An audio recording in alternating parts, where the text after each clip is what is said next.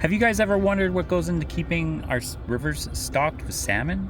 Today, we're headed towards the Creek Hatchery to uncover the fascinating world of fish conservation. We'll go explore and see where the salmon are bred and released, and maybe we'll learn something new, and if we're lucky, we might see some sturgeon. Now, just recently, I've had 2 people suggest that I go check this place out since I'm in the area. I'm all pretty well ready to go. I got my cup of tea, so let's go check out this hatchery. We'll see you guys there.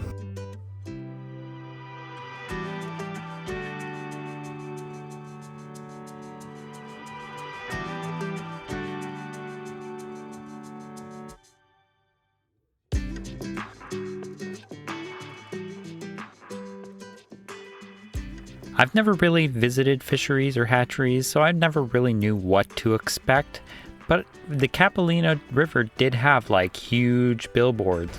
So I suppose every place is kind of set up differently. Pretty well collect the eggs and they fertilize them. They incubate them and then they grow them into elevens? And then, yeah, they turn into small fry, I guess. That's pretty cool. And the hatchery salmon are released into their home streams to begin their journey down the ocean. Huh. And then that's when they come back to spawn, and then I go and catch them. So I did ask, I was like, hey, could I fly a drone in here? And of course it's a government facility, so the answer is no, but it was worth a shot trying. And look at that. I don't know if you guys can see that, because that's kind of the footage I was looking for, is something above head that you can see without the reflection that you're getting from the water. But you guys can kind of see there's a little bit of small fries and they're jumping. Kind of neat. Shocked some of this place doesn't have nets over top, but oh, we're at the holding pen. Oh, there's tons of small fries. I was tempted just to ask somebody if they'd give me a small tour in the back, show off, you know, where everything is done and how things are done and where things are stored. I see one. That'd be kind of cool. Look at that. Can't believe they just got a sturgeon just chilling in their pond. That is so cool. It does not look like a white sturgeon like we were catching the other day. It's much darker.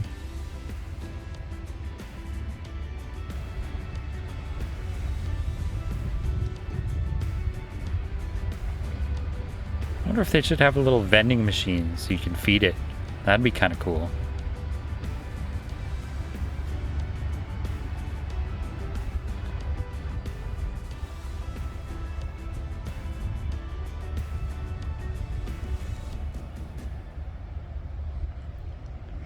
See what I mean? Like the reflection? This would be a perfect time to throw a drone in the air. That is so cool. Wonder if he's feeding on the salmon fry. There you go. That's a beautiful shot of him.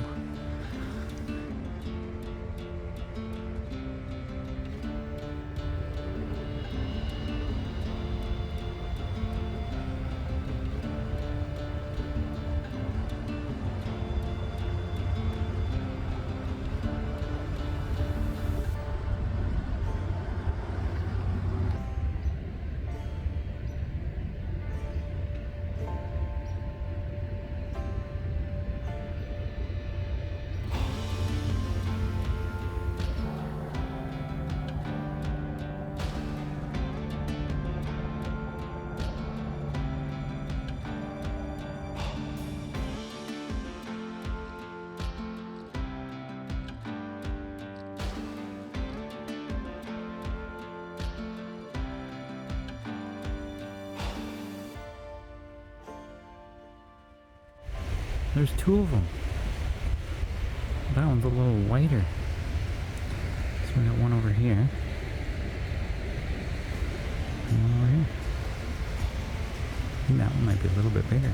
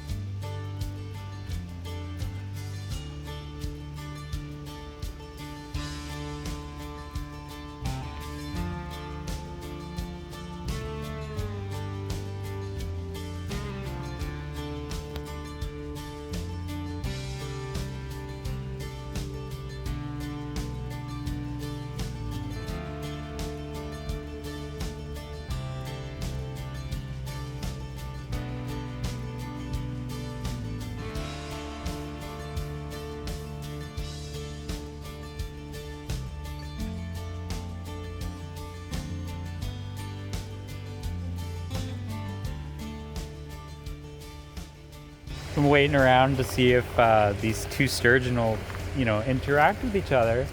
And sure enough, I missed it. There was a real nice reflection on it, so you couldn't really get it on film, but the little one came and nudged the bigger one in the butt.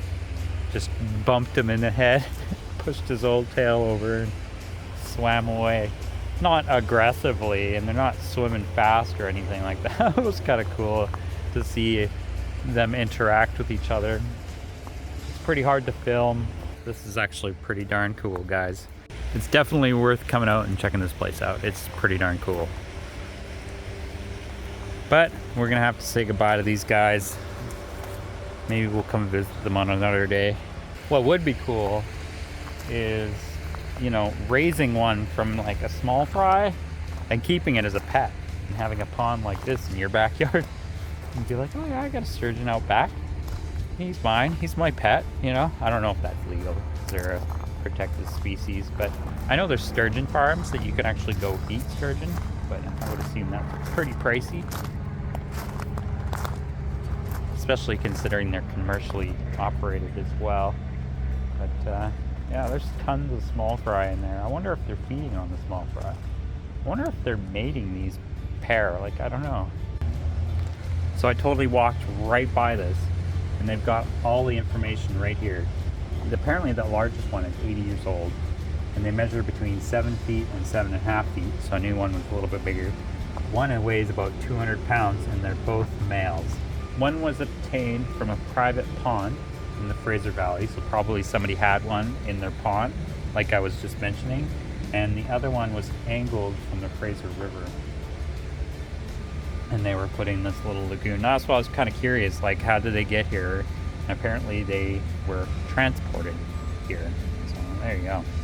So apparently this pond is where water can come in and be clean for what they use inside the hatchery to, you know, produce the small fry. So that's why that pond is there, to help produce clean water.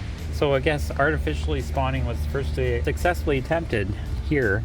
They had one attempt in 1991 that produced a bunch of white sturgeon.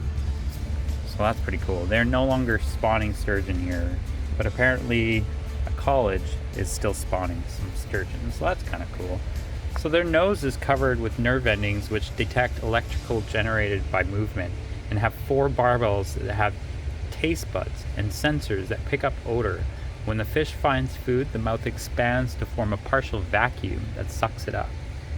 That's crazy. I didn't know that. I was wondering, like, what those little dangly bits in the front of their nose were. That's pretty cool. I mean, these guys are like 250 million years old. Wow. But they're so cute when they're little. Oh man. So if you end up coming to Inch Creek Hatchery, this is the parking area, and I couldn't really see it, but I didn't have my glasses on. There's a little sign over here. That's the direction to the sturgeon. If you walk down around the building, down there, you can see a path, and you'll find the pond. So, and then you've got a couple information posts here and here and here, and that's how you can get into the Inch Creek Hatchery, and you can find some sturgeon and check it out. I think it's pretty cool. I think it was a little bit informative. Not quite the same as the Capilino River Hatchery, but that's all right. I'm all about exploring and finding new places and learning about doing different things and all that fun stuff. So I'm gonna cut the video here today. I think I'm gonna go enjoy the rest of my day and do a little bit of fly fishing, because I'm pretty sure I might be able to go sturgeon fishing again on Saturday. Hopefully you guys enjoyed today's video. Thanks for watching. Remember to hit the like on the video, the thumbs up, subscribe if you haven't already, and we'll see you guys on the next episode. Peace out.